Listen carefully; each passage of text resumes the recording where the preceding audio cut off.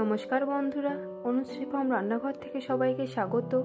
আজ আবারও আপনাদের সামনে চলে এসেছি আরও একটি রেসিপি নিয়ে। রেসিপিটি হলো নিরামিষ মোচার ঘন্ট। আমি কিভাবে খুব অল্প উপকরণ ও অল্প সময়ে নিরামিষ মোচার ঘন্ট বানাই সেটাই আপনাদের সামনে তুলে ধরব। তাহলে বন্ধুরা আমার সঙ্গে থেকে রেসিপিটি বানানো দেখতে থাকুন। খুব সহজ ও তাড়াতাড়ি বানানোও হয়ে যাবে। আপনারা চাইলে বাড়িতে বানিয়ে খেতেও পারেন। মোচা কেটে ভালো করে ধুয়ে রেখেছি। এখানে একটা মিডিয়াম সাইজের মোচা নিয়ে নিয়েছি। কড়াইতে কিছুটা পরিমাণ জল নিয়ে সামান্য একটু নুন দিয়ে দেব। জল ফুটে গেলে ধুয়ে রাখা মোচা দিয়ে দেব। কেটে রাখা মোচাগুলো দিয়ে ভালো করে সেদ্ধ করে নেব। বেশ অনেকটাই সময় লাগবে সিদ্ধ হতে, কারণ মোচা খুব শক্ত জিনিস। ভালো করে সিদ্ধ না করলে খেতেও ভালো লাগবে না। ঢাকা চাপা দিয়ে সেদ্ধ করে নেব। সিদ্ধ হয়ে গেলে জল সরিয়ে ঢেলে রাখবো।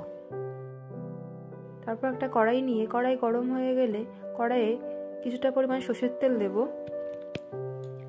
সর্ষের তেল দিয়ে এখানে কেটে রাখা দুটো মিডিয়াম সাইজের আলু ভেজে নেব।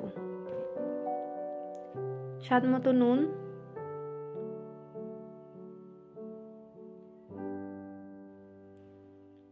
সামান্য একটু হলুদ দিয়ে দেব। ভালো করে ভেজে নেব।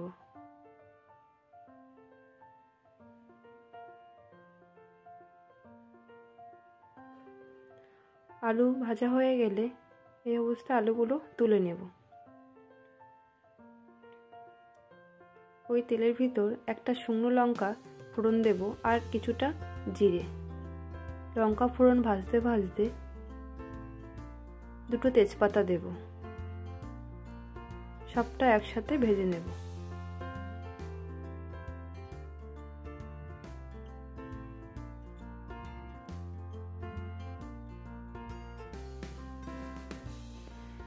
ফোড়ন থেকে ভাজা গন্ধ বেরোলে দেব 4টে কাঁচা লঙ্কা ও একটু আদা কুচি। সবটা আবারও ভালো করে ভেজে নেব। ভেজে রাখা আলুগুলো দিয়ে দেব। ভালো করে মিশিয়ে আবারও ভেজে নেব।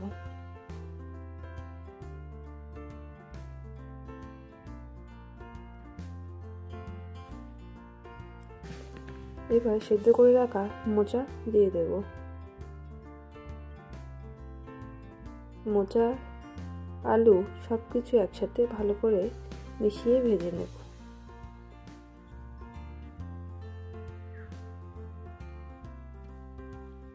হলুদ গুঁড়ো, জিরে গুঁড়ো, কাশ্মীরি লঙ্কার গুঁড়ো,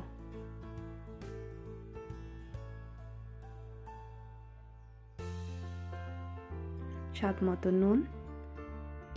ভালো করে একসাথে ভেজে নিয়ে স্বাদ মতো চিনি। নিরামিষ মোচার ঘন্টই চিনি দিলে খেতে ভালো লাগে।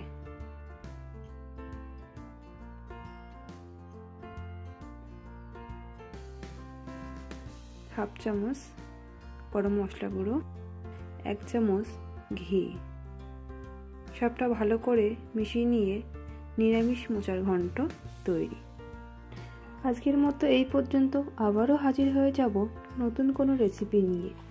রেসিপিটি ভালো লাগলে অবশ্যই কমেন্ট বক্সে লিখে জানাবেন ও একটি লাইক দেবেন। ভালো থাকবেন, সুস্থ থাকবেন। ধন্যবাদ।